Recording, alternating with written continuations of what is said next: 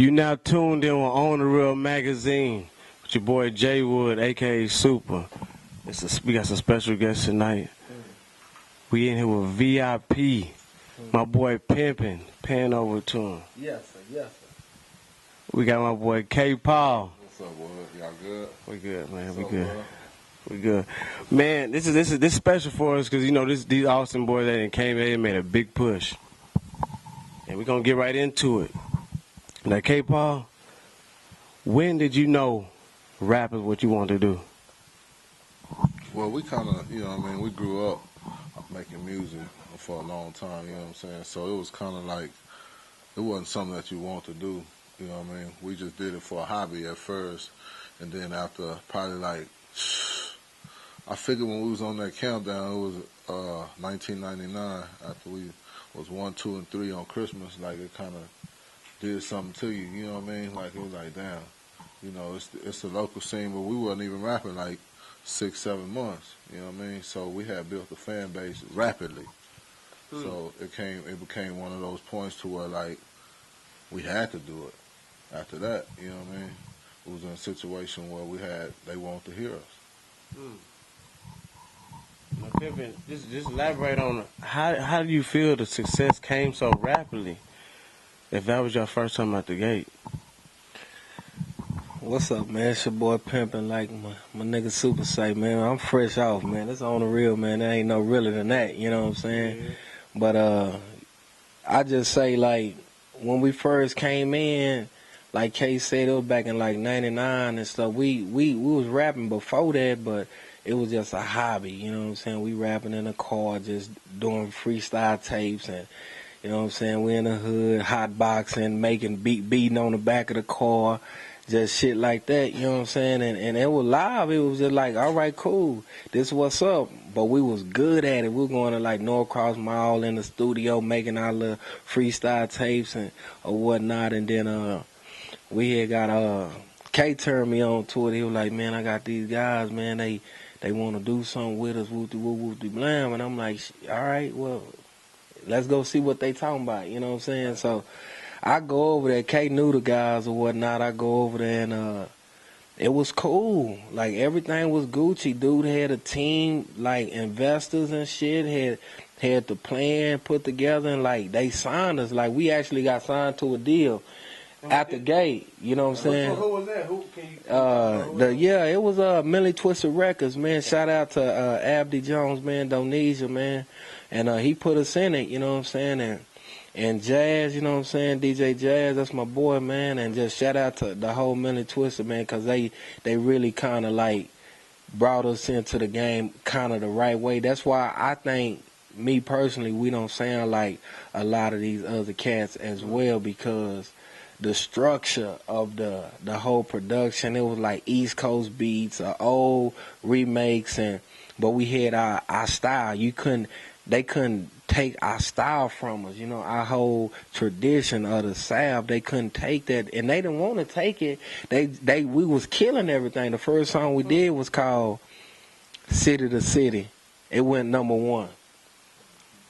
It wasn't like it came so fast. It was just like we supposed to do that because we thought we went hard anyway. Right. But it you know what I'm saying? It ain't just like, ain't on no cocky shit or nothing like that. It was just, I like that people enjoyed to hear us.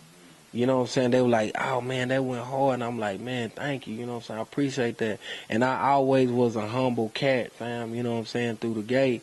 And it just, so once your first song you do, you #1. Okay. Where you go from there? Just keep going. Keep going, fam. Well, K. Paul, he was obviously talented. You were obviously talented. But when did y'all decide to say, let's make a group? And then let's talk about the name. Talk about how it all, bring everybody all up to speed. We bring y'all up to speed. Yeah. Well, we cousins, so it was kind of like, we first cousins. Really cousins. Yeah.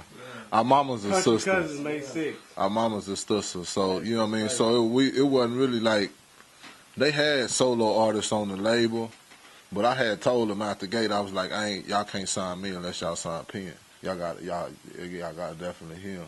And then they was like, okay, when they heard him, they was like, bang, let's run it. We was like, okay, we're a group. Like we always wanted to be a group. It wasn't never really like no, you know what I mean. And then the name V.I.P. Like we was tossing around a lot of names, Spots. and it was yeah. Southern players out the South. Yeah, like it was a bunch of different things that came about. You know what I'm saying? And then we was set on V.I.P. because it was a way of life. Even back in '99, we was living like we was kings. We are, you know what I'm saying? Because it was we was wearing Versace in '99. That's where the V come from, the Versace Ice and Platinum. And we can go back and look on tapes and look on, you know what I'm saying, pictures and things like that. And we rocking Versace in Texas. You know what I'm saying? In 1998, 99. You know what I'm saying? Some old school players with the new J's on. You know what I'm saying? It was more that than it was like us trying to be like somebody else. Now we had our own style. Like when we hit the concerts, like we didn't look like nobody else. We didn't sound like nobody else. We was just different than everybody. You know what I mean? That's one of the things that we always had, you know, made our mantra of, like, you know what I mean, we'd never be like these dudes. You know what I'm saying? Period. So the Versace Ice and Platinum turned into the V.I.P. You know what I mean? It was just an acronym more so, but it stands for Versace Ice and Platinum.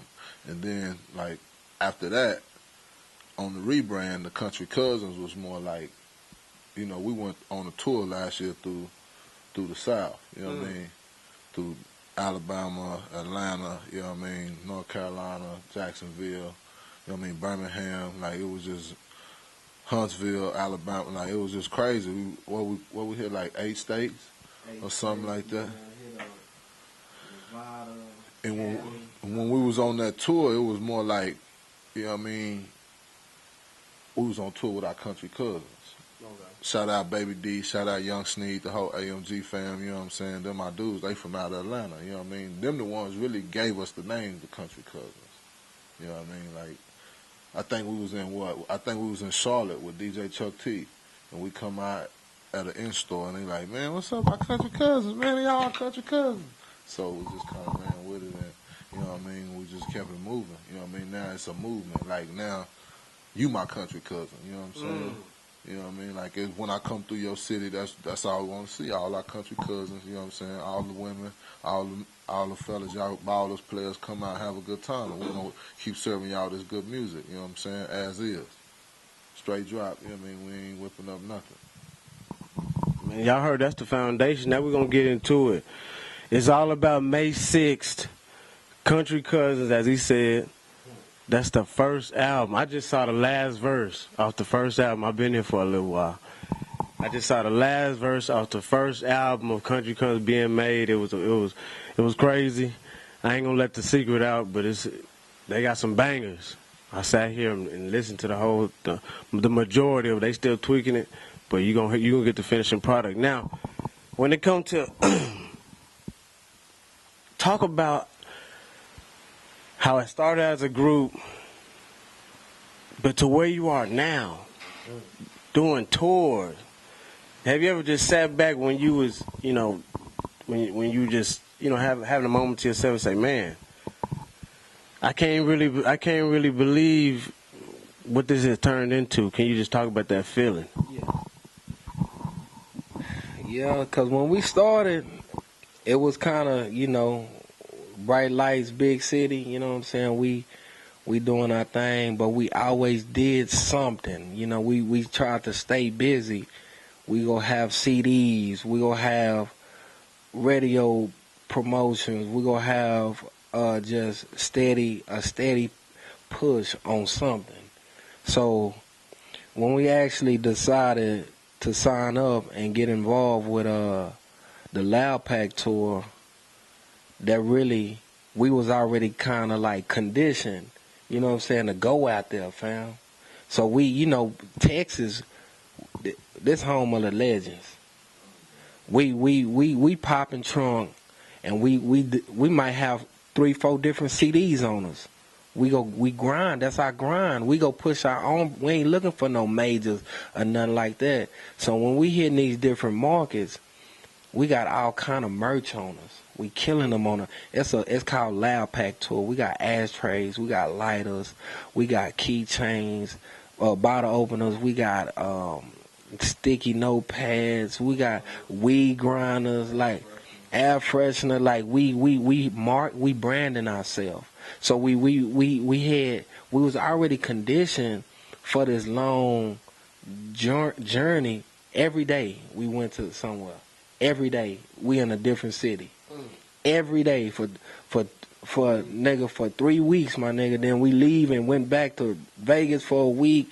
Then we leave there, go to BET Awards. We just moving.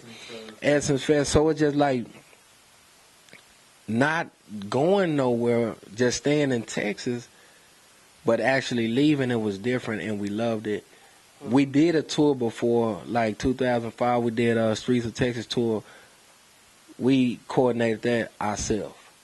So we was already kind of like conditioned. It's like we were meant to do this. We comfortable jumping in off the plane, you know what I'm saying, getting in the different hotels. We booked 22 hotels at one time in 2005.